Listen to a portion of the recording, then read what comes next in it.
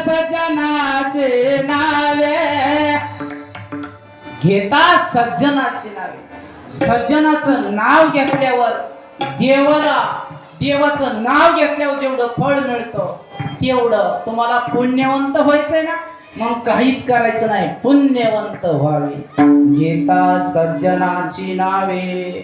मग महाराज तुम्ही सांगता पुण्यवंत व्हा, पण आम्ही धनवंत व्हायच्या मागे लागलो.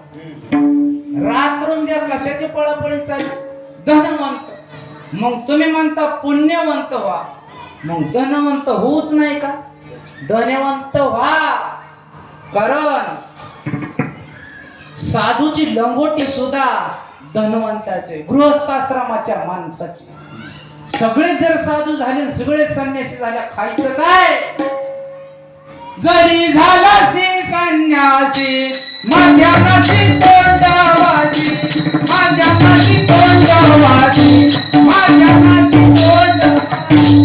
जरी झालासी संन्यासी माझ्या नसी तोंडवासी, माझ्या नसी तोंडवासी, माझ्या नसी तोंडवासी. महाराज म्हणले तुम्ही धनवंत जरूर व्हा, पण कमावलेलं धन चांगल्या कारणाने लावा. जिथं नामसंता चालू आहे तिथं अन्नदान करा. एकटा पाठ्या पिता पंगत घालतो सांग, एकटा पाठ्या महाराजांचं सौजन्य घेतो असं सांग. आणि नाही जर सांगितलं आमचे नारद बाबा म्हणले श्रीमंत सोने दान न करी, गरीब सोनी भजन न करी, दया गळा पाशान बांधो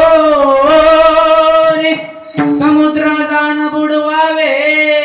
टाकाव नाही म्हणले, टाकल्यावर निघून येईल त्यांना माहित होत, म्हणून म्हणले बुडवावे. श्रीमंत झाला, लाज वाटते भजन करायची, इथं पंगत घाल, महाराजाचं सौजन्य दे, पिकरवाड्याचं सौजन्य दे. अजून विचार काय गरज आहे, या काय का कमी या मंदिरामध्ये असं सांगा महाराज. आपलं हात जोडून सांगतो, आपल्या राशींना देव देवतांची कमी नाही. नाही महाराज, आपल्या गावागावात मंदिर ओस पडली, आपल्या गावामध्ये निष्ठ उजाळा आलाय मंदिरात, ही आपली संपत्ती आहे महाराज. नाही महाराज, आपल्या गावामध्ये देव देवतेला उजाळा आणला पाहिजे, तिथं आलं पाहिजे. ही अनादी कालापासून चालू आहे. जशी अनादी निर्गुण प्रगटली भवानी, मोह महिषासुर मर्दना लागोनी, त्याच्या आधीपासून ही जुनाट जुगाडीचे नाणे महाराज. नाणे ही दुसऱ्यांना नाही, मस्त माणसाला वाटतं आम्ही बांधाव, पण आता बांधलेले मंदिर बघा, पहिले बांधलेले मंदिर तसले बांधू शकाल का? नाही महाराज.